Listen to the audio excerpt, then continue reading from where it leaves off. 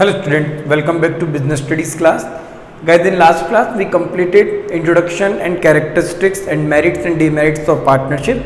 बच्चों जो हमारी लास्ट क्लास हुई थी बिजनेस स्टडीज़ की, उसमें हमने बिजनेस स्टडीज़ के सेकंड चैप्टर में से जिसका नाम फॉर्म्स ऑफ बिजनेस था, उसमें से पार्टनरशिप का इंट्रोडक्शन, उसकी कैरेक्टरिस्टिक्स, उसके मेरिट्स और डिमेरिट्स को हमने डिस्कस कर लिया था। तो आज जो हम डिस्कस करने वाले हैं वो होगा हमारा पार्टनरशिप का क्लासिफिकेशन, यानी पार्टनरशिप फर्म कितने तरीके की होती हैं और एक पार्टनरशिप फर्म को शुरू करते वक्त एक एग्रीमेंट तैयार किया जाता है पार्टनर्स के बीच में, जिसे हम पार्टनरशिप डीड कहते हैं, उसके कंटेंट्स के बारे में। तो आज की क्लास को शुरू करने से पहले एक बार फटाफट से क्विक रिवीजन कर लेते हैं। देखिए, चैप्टर नंबर 2 चल रहा था जिसका नाम फॉर्म्स ऑफ बिजनेस था। फॉर्म्स ऑफ बिजनेस में सबसे पहली जो हमने फॉर्म डिस्कस की थी वो थी सोल प्रोप्राइटरशिप, या फिर हम उसे कह रहे थे सोल ट्रेड। सोल प्रोप्राइटरशिप और सोल ट्रेड आपकी वो फर्म थी जिससे एक ऐसा बिजनेस था जिसे चलाने वाला या जिसे शुरू करने वाला केवल एक सिंगल पर्सन था, उसे हम सोल प्रोप्राइटरशिप कह रहे थे। फिर हमने देखा था जॉइंट हिंदू फैमिली बिजनेस या फिर हिंदू अनडिवाइडेड फैमिली बिजनेस, एक ऐसा बिजनेस जो एनेस्ट्रल प्रॉपर्टी से शुरू होता है, जिसे हमारे बड़ों ने शुरू किया और उसके बाद हम उसे कंटिन्यू चला रहे हैं, उसके बाद हमारी नेक्स्ट जनरेशन उसे कंटिन्यू चलाएगी, उस बिजनेस की हमने बात की थी। और फिर हमने थर्ड बिजनेस जो डिस्कस किया था बिजनेस की फॉर्म्स का, वो था हमारा पार्टनरशिप।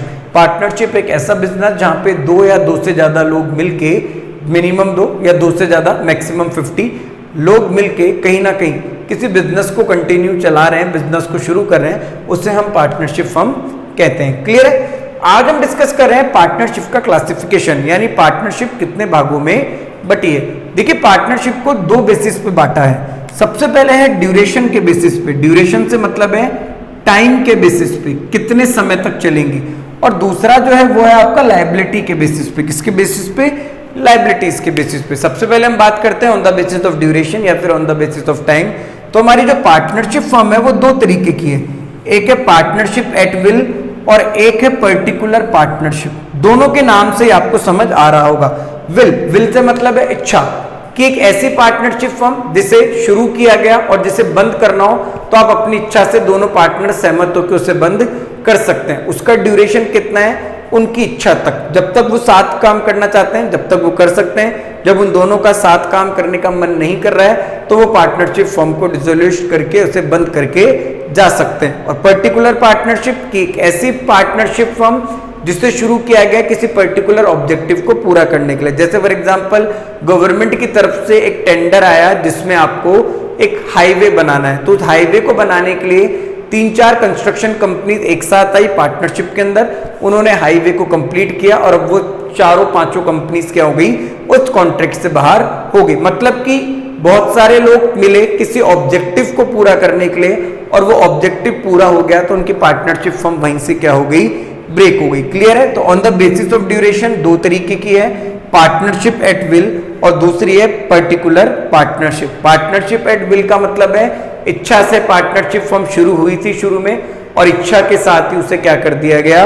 बंद कर दिया गया। और दूसरी है आपकी पर्टिकुलर पार्टनरशिप। पर्टिकुलर पार्टनरशिप जो किसी एक पर्पस के लिए जिसमें पार्टनर्स ऐड हुए थे, जिस फर्म को शुरू किया गया था, पर्पस का पूरा होने के बाद, ऑब्जेक्टिव का पूरा होने के बाद उस फर्म को बंद कर दिया गया। तो on the basis of duration.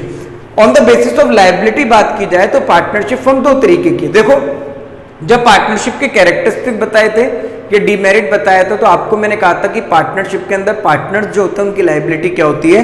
Unlimited होती है। एकदम सही बात है, अनलिमिटेड होती है। But on the basis of liability 2 तरीके की है, एक है लिमिटेड लायबिलिटी और एक है आपकी जनरल पार्टनरशिप। तो सबसे पहले बात करते हैं जनरल पार्टनरशिप की।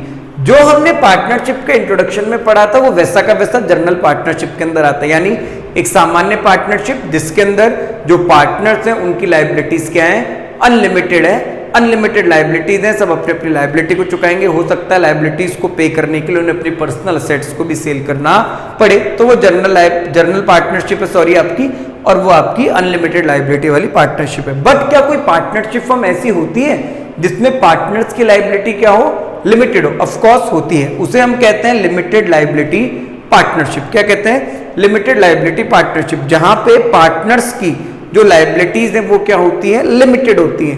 क्लियर है? मगर इसकी एक कंडीशन है, अगर आपको लिमिटेड लायबिलिटी पार्टनरशिप को शुरू करना है तो इसकी कंडीशन है, अगर आपकी पार्टनरशिप के अंदर 10 लोग हैं, 10 पार्टनर हैं, तो उनमें से एक पार्टनर की लायबिलिटीज को आपको क्या रखना पड़ेगा? अनलिमिटेड रखना पड़ेगा, यानी मैक्सिमम नंबर की लिमिट 50 है। अगर 50 लोगों ने मिलके पार्टनरशिप फर्म को शुरू किया है तो कम से कम उनमें से एक की लायबिलिटी क्या करनी पड़ेगी, अनलिमिटेड करनी पड़ेगी, और जो 49 है रिमेनिंग उनकी जो लायबिलिटी है वो क्या चलेगी, यहाँ पे लिमिटेड चलेगी। क्लियर है, समझ आया?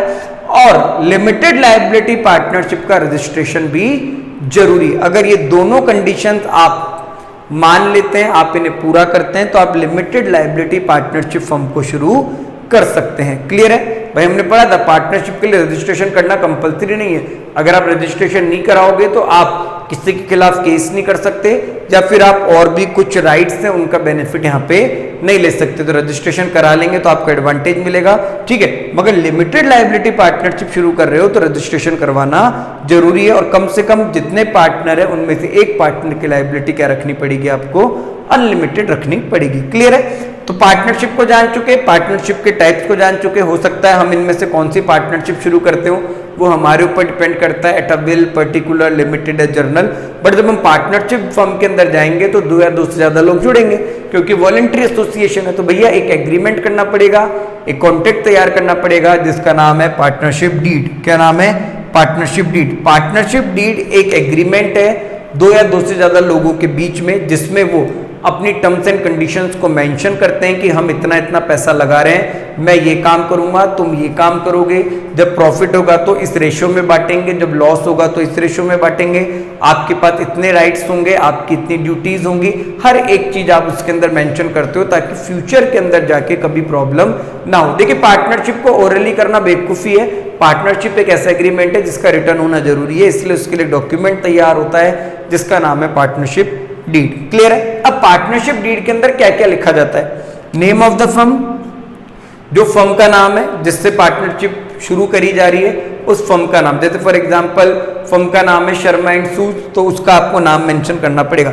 Name and address of partner, जितने लोग उसमें आए हैं उन सबका नाम और उन सबका पता। यानी पार्टनरशिप के अंदर 4 लोग थे तो चारों लोगों के नाम और चारों लोगों का एड्रेस आपको डीड के अंदर मेंशन करना है। नेचर ऑफ बिजनेस, आपका बिजनेस किस चीज का है, आपको नेचर ऑफ बिजनेस मेंशन करना है। आप एक प्रोड्यूसिंग कंपनी है जो जूते बनाती है, या फिर आप कोई सर्विस देने वाला पार्टनरशिप फर्म हो, आपको वहां पे मेंशन करना है। ड्यूरेशन ऑफ पार्टनरशिप, पार्टनरशिप कितने समय के लिए शुरू की गई है, आपको वो भी यहाँ पे मेंटेन करना है। कैपिटल, किसने कितना पैसा लगाया है, आपको ये भी वहां पे रिकॉर्ड के अंदर बताना है पार्टनरशिप डीड में। फॉर एग्जांपल 4 पार्टनर थे, एक ने 20 लाख लगाए तो आप मेंशन कीजिए, एक ने 50 लाख लगाए तो आप मेंशन कीजिए। सारी चीजें आपको यहाँ पे मेंशन करनी है। राइट्स ऑफ पार्टनर, किस पार्टनर के पास कितना अधिकार है, कौन क्या बात बोल सकता है, कौन कहाँ डिसीजन ले सकता है, ये भी आप डीड के अंदर मेंशन कीजिए। ड्यूटीज ऑफ पार्टनर, किस पार्टनर का क्या काम है, कौन क्या काम करेगा, कोई मार्केटिंग का काम करेगा, कोई प्रोडक्शन देखेगा, कोई सेलिंग देखेगा, वो आपको मेंटेन करना है। P&L शेयरिंग रेशियो, P&L से मतलब है profit and loss sharing ratio. Profit होगा तो किस रेशियो के अंदर बटेगा, लॉस होगा तो किस रेशियो के अंदर बटेगा, वो भी आपको यहाँ पे मेंशन करना है P&L शेयरिंग रेशियो के अंदर। क्लियर है? Interest on drawings and capital, अगर कोई ड्राइंग की है किसी पार्टनर ने अपने निजी खर्चे के लिए पार्टनरशिप फर्म से पैसा लिया है, कैपिटल को विड्रॉ किया है, तो जब वो रीपे करेगा तो रीपे करते वक्त उसे कितना इंटरेस्ट देना होगा ये भी आपको उसके अंदर मेंशन करना है, ताकि फ्यूचर के अंदर जाके कभी प्रॉब्लम ना हो। बेटा अगर ये सब चीजें ओरल के अंदर चलती तो हो सकता है मे बी लोग अपनी बात से मुकर जाते, बदल जाते वक्त के साथ। अगर ये सब कुछ रिटर्न के अंदर है तो कभी बात चेंज नहीं होगी, बात हमेशा कांस्टेंट रहेगी, सेम रहेगी। क्लियर है? तो आज 2 टॉपिक डिस्कस किए हैं, पार्टनरशिप के टाइप, पार्टनरशिप ड्यूरेशन के बेसिस पे और लायबिलिटी के बेसिस पे बटी हुई है। और पार्टनरशिप फर्म आप चाहे कोई से भी सेलेक्ट कीजिए तो आपको उसके लिए एक एग्रीमेंट तैयार करना है जिसे हम पार्टनरशिप डीड कहते हैं, और उसमें ये कंटेंट आते हैं। आई होप स्टूडेंट्स कि आप सभी को समझ आया होगा पार्टनरशिप का इंट्रोडक्शन, कैरेक्टरिस्टिक्स, मेरिट, डिमेरिट, और आपके पार्टनरशिप फर्म का क्लासिफिकेशन और आपके partnership deed. Okay students, thank you.